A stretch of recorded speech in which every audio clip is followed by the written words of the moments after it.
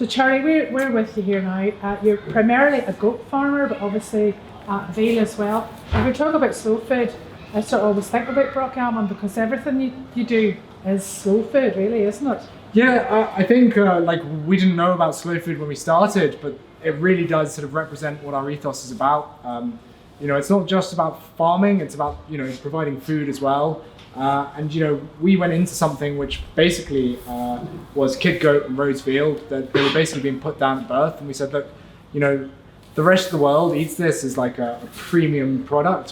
Why do we not do that here in Ireland? And that's what really got us started.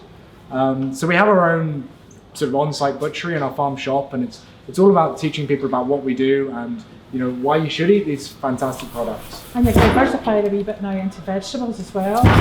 Yeah, so sort of part of the farming ethos, you know, we want to run a sort of a sustainable farm, and that very much means being a mixed farm as well.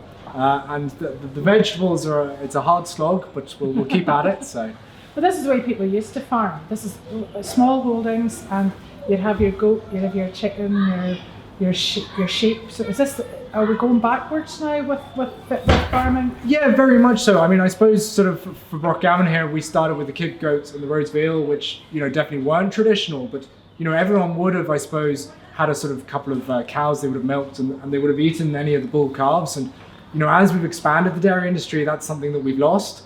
And it's, you know, what do you do with these calves? And you know, what we're trying to do is encourage people to eat Rhodes veal, which they eat all around the world, and, you know, we should be too. Yeah, exactly. And you have a coffee shop here as well. I mean, and today you've got pumpkin picking. Pumpkin picking. Yeah, so. Absolutely. The more we can get people out onto the farm and like engaging with what we do, you know, like we forget about this, but we're one generation away from being connected to the land. And the more we can get people back out to the farm and understand what we're doing, why we're doing it, the more we can get people to, you know, consider what they put on their plates and understand that sort of like circle of life and the complete food story, I suppose.